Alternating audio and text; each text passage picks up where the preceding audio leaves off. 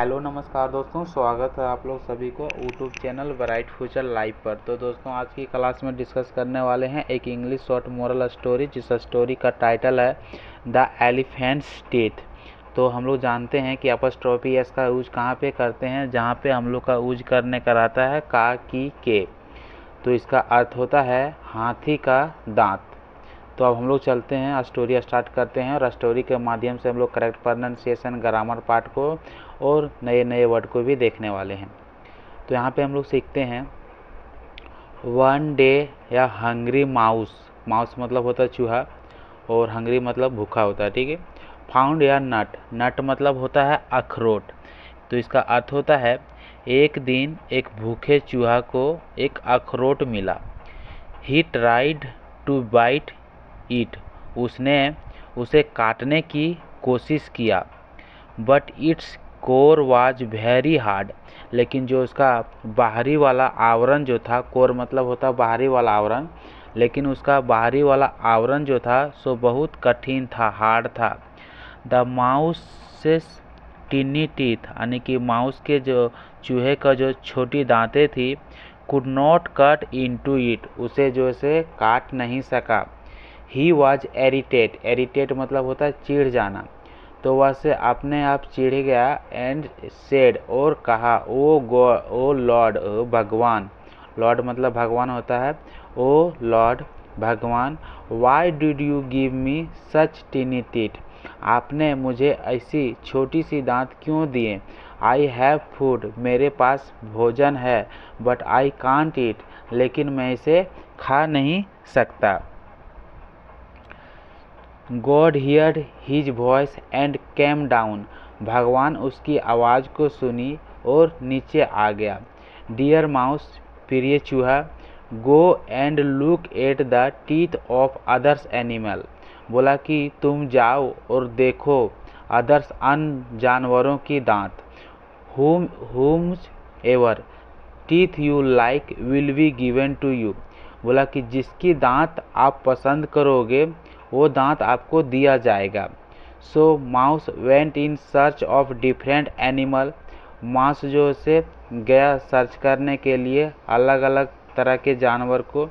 He looked at the teeth of many animals, उसने बहुत सारे जानवर का दांत देखा। Finally he saw the teeth of an elephant, आखिरकार में अंत में उसने हाथी का दांत देखा।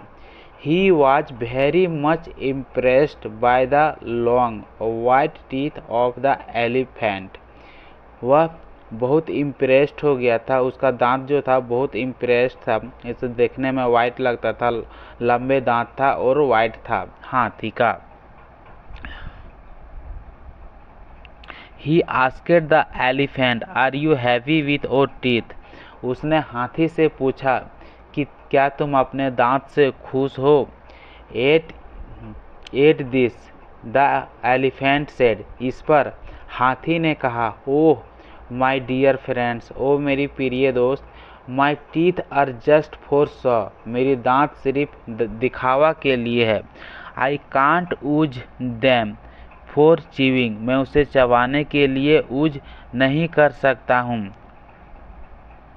I simply have to bear the heavy weight of my teeth, और साधारण रूप से, आसानी रूप से मतलब हमको क्या करना पड़ता है, ये भारी दांत का वजन सहन करना पड़ता है, बर्दाश्त करना पड़ता है।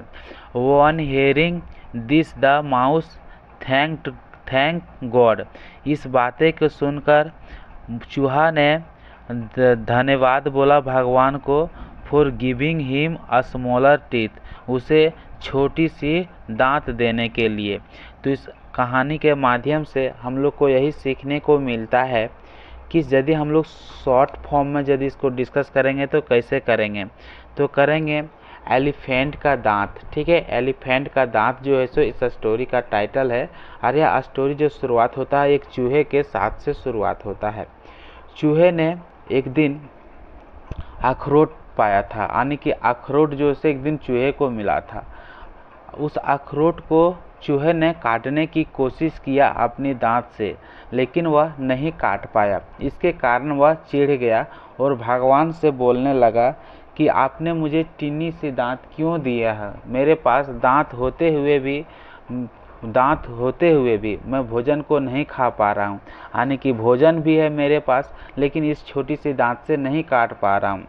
जब भगवान ने इसकी आवाज़ को सुना तो भगवान नीचे आ गया और कहा, ओ मेरे प्रिय चूहे, तुम जाओ एंड सर्च करो। तुम दूसरे जानवर को मतलब दांत देखो। जिस जानवर का दांत तुमको अच्छा लगेगा, मैं उस दांत तुम्हारे अंदर दे दूंगा।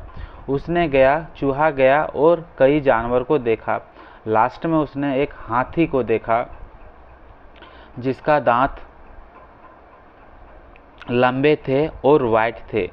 तो उसने पूछा, उस दांत से वह इम्प्रेस हो गया और उसने हाथी से पूछा कि क्या तुम इस दांत के साथ खुश हो? तब हाथी ने उसे रिप्लाई दिया था कि ये जो दांत जो है सो सिर्फ दिखावा के लिए है, मैं इसे यूज नहीं कर सकता हूँ। यहाँ तक कि ये बात है कि मुझे ये भारी दांत जो है, यानी कि भारी वजन वाला दांत जो है, इसका वजन भी हमें बर्दाश्त करना पड़ता है। तब चूहे ने बोलता है भगवान को, थैंक भगवान मुझे छोटी सी दांत देने के लिए। तो आप लोग को यदि पसंद लगता है इस टाइप का स्टोरी तो चैनल को सब्सक्राइब करें, शेयर करें, कमेंट करके बताएं कि कहाँ पे हम फॉल्ट आने की गलती कर रहे हैं, ताकि हम इम्प्रूव कर सकें। तो चलिए हम लोग फिर मिलते हैं नेक्स्ट क्लास में।